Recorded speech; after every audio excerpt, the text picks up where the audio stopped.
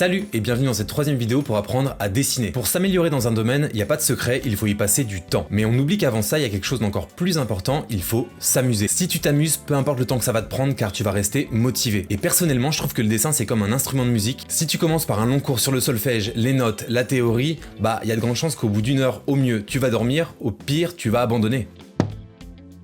Tu sais, c'est comme ce moment où ça fait 20 minutes qu'on t'explique un jeu de société et que tu réponds « Sinon, on fait une vraie partie et on verra ?» Pour moi, si tu commences d'abord par jouer un petit truc tout simple, même si tu le fais pas bien, il y a de grandes chances que ça te rende déjà un peu fier de toi et que ça te motive à t'y mettre plus sérieusement après.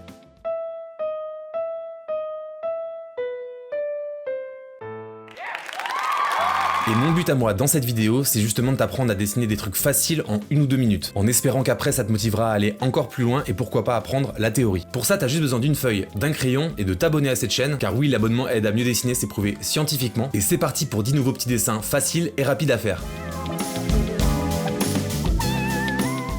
On commence gentiment par un panda. On dessine un grand cercle pour sa tête, 2 demi-cercles en haut de chaque côté pour les oreilles, qu'on va colorier en noir. En plein milieu de la tête, un petit nez tout noir aussi, et pour le museau, un W. Il a 2 grosses taches au niveau des yeux, donc on va commencer par ça. Et vu qu'il passe son temps à manger et à dormir, il est un peu fatigué, donc une courbe à l'intérieur de chaque tache, ça va représenter les yeux fermés. N'oublie pas de ne pas colorier en noir trop près des yeux car sinon on les verra plus. Il faut laisser un petit espace, un peu comme si on avait dessiné les yeux avec un crayon blanc. Pour le corps, je vais dessiner une première courbe à gauche, et je ne vais pas terminer celle de droite car on va devoir laisser de la place pour ses bras. Tu dessines une sorte de grosse patate, puis un trait en diagonale, de la longueur que tu veux.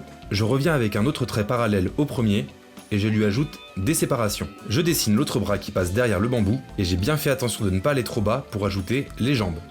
Encore en mode patate. Je pense qu'on reconnaît déjà le bambou, mais on va quand même ajouter 3 petites feuilles au bout. J'ai plus qu'à colorier les bras et les jambes en noir, et pour finir, une ombre sous ses fesses vu qu'il est assis, et une petite bulle avec un Z à l'intérieur. C'est souvent comme ça qu'on représente un personnage qui dort dans la bande dessinée, et j'ai presque failli oublier de terminer le bambou.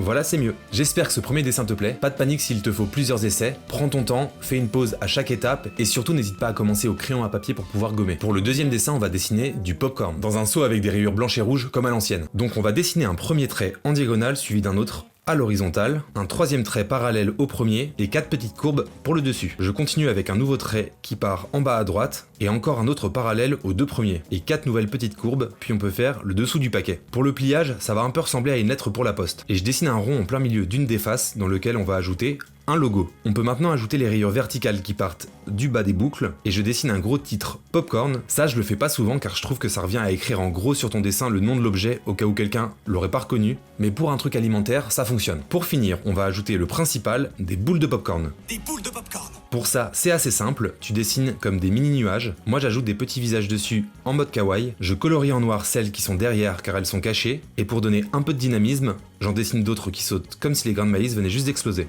Et une petite ombre en dessous.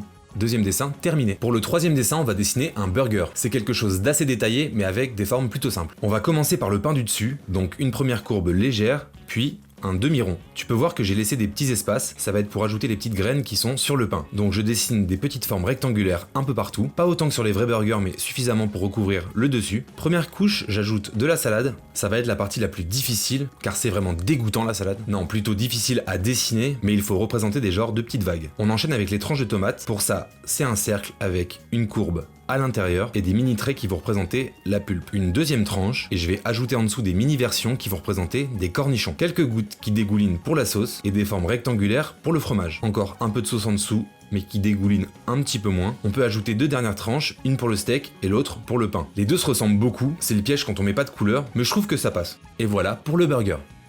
On va repasser sur quelque chose d'un peu plus facile, un requin. Si, c'est facile. Je vais commencer par un premier trait qui va partir de son nez jusqu'à sa queue. Je dessine ensuite un gros quart de cercle pour le ventre, puis j'ajoute la première nageoire en forme de V. Un autre premier V pour la queue, je continue le quart de cercle que j'avais commencé et je termine la queue. L'élément le plus reconnaissable du requin, c'est son aileron sur le dos, donc je le fais partir en courbe, puis redescendre un peu plus droit. Pour l'œil, je vous avais dit dans une vidéo précédente que j'aimais bien ajouter une petite lueur blanche à l'intérieur pour donner de la vie, mais le requin ça fonctionne plutôt bien si l'œil est tout noir. Pour la bouche, ça va être un grand sourire et de grandes dents plutôt arrondies. Ça le rend moins agressif que si elles étaient pointues. 2 petits traits à droite de l'œil pour les branchies et un petit trait de séparation qui passe entre sa bouche et son œil jusqu'à sa nageoire et qui va jusqu'à sa queue. Et pour le bonus, quelques bulles et étoiles de mer pour le côté sous-marin et je termine de colorier l'intérieur de sa bouche en noir. Quand on pense à un requin, on s'imagine quelque chose d'énorme mais en dessin finalement, ça va.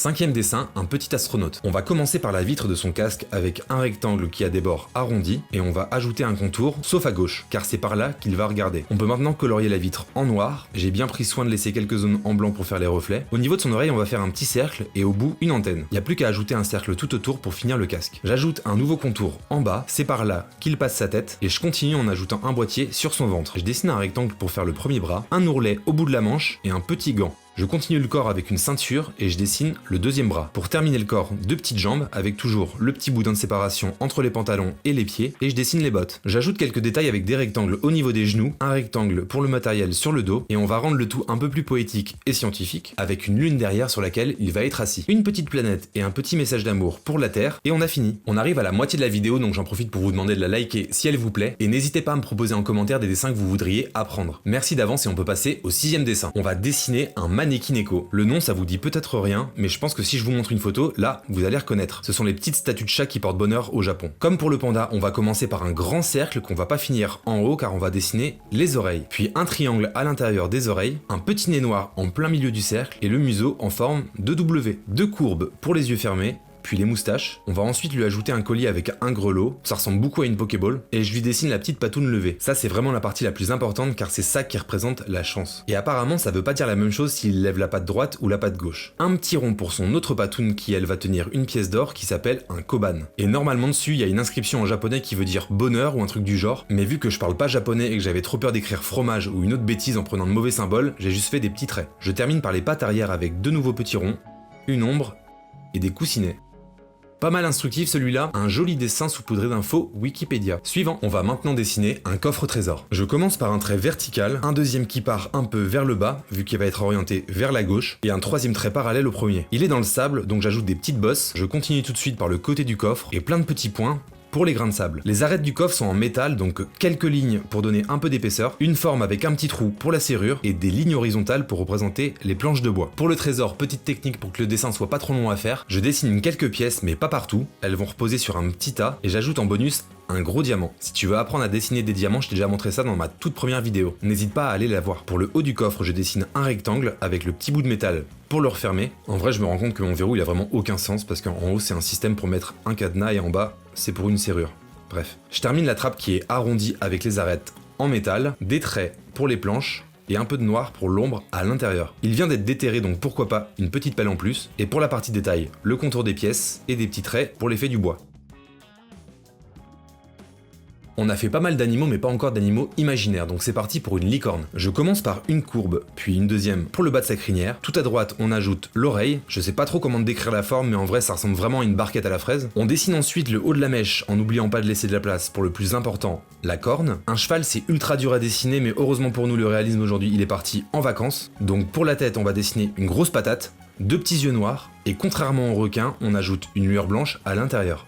Les narines, une petite bouche un peu timide, parce que je me dis que si on n'a encore jamais vu de licorne, c'est que ça doit être timide, et un dernier trait pour délimiter le museau. Pour le corps, il va falloir du muscle, il va falloir qu'on sente la puissance de l'animal. Non, pas du tout, on va dessiner des plots en guise de pattes, et ça sera très bien. Je colorie le bout en noir pour faire les sabots, et même si on n'a pas été très sympa avec elle au niveau du corps, on va se rattraper avec une crinière digne de L'Oréal, et une queue de cheval super fluffy. Un peu d'ombre sous les sabots, pour qu'elle ait pas l'air de flotter dans les airs, et c'est tout bon. Je vous avais dit que j'aimais bien la bouffe, et bah ça tombe bien parce qu'on va dessiner des nouilles chinoises. Vous savez, c'est le truc qui mange tout le temps dans les séries et les films américains directement dans la petite boîte en carton. Je pensais que c'était qu'aux États-Unis et en fait, bah il y en a toujours eu plein en France aussi. Bref, on dessine 2 lignes pour faire un angle, puis dans le coin, on ajoute des arcs de cercle pour faire les premières nouilles. Pour la suite des nouilles, je vais dessiner une petite forme verticale, car ces nouilles-là, elles vont être tenues par des baguettes. J'oublie pas d'ajouter les nouilles qui dépassent de l'autre côté de la première baguette et je peux dessiner la deuxième. Je termine le haut de la boîte et j'ajoute le reste des nouilles. Et je suis content d'avoir fini la partie bouffe car je vais pouvoir enfin arrêter de dire le mot nouilles. On n'oublie pas d'ajouter des petites feuilles de coriandre pour ceux qui supportent pas ça. Pour la fermeture de la boîte, c'est un peu plus technique, mais en gros, 2 côtés doivent être en forme d'hexagone, un côté avec une accroche et le dernier avec un trou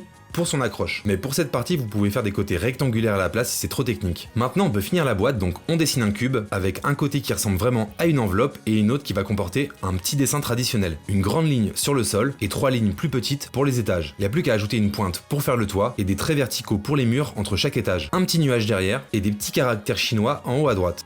Et voilà!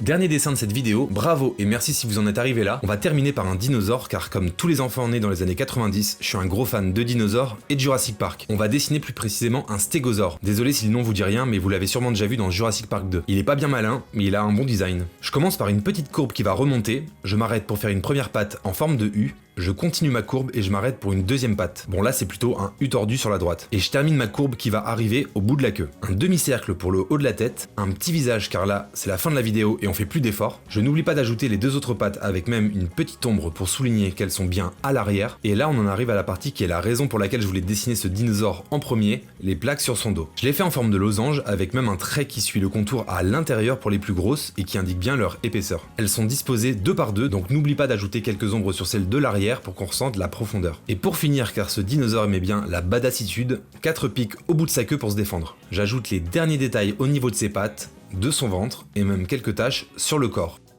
Et on a terminé notre dernier dessin. Et voilà pour ces 10 nouveaux petits dessins, n'hésite pas à me dire lequel t'as préféré. La prochaine vidéo sera une vidéo de dessin spécial Noël, de quoi te permettre de quand même décorer ta maison si comme moi t'as pas les sous pour t'acheter ta propre décoration. D'ici là, on se retrouve sur Instagram, c'est l'endroit où je suis vraiment le plus actif. Mon travail sur Instagram, il est vraiment différent, je dessine avec beaucoup plus de détails. Ici, c'est vraiment pour m'amuser et proposer un petit peu de pédagogie à travers des dessins que je sais pas trop où poster. Mais ça vaudrait presque le coup d'ouvrir une nouvelle page Instagram pour poster les dessins que je fais ici. Donc vous me direz. En tout cas, merci beaucoup d'avoir regardé cette vidéo jusqu'au bout. Si tu l'as aimé, n'oublie pas le like et l'abonnement. Et je vous dis à très vite pour une prochaine vidéo. Ciao!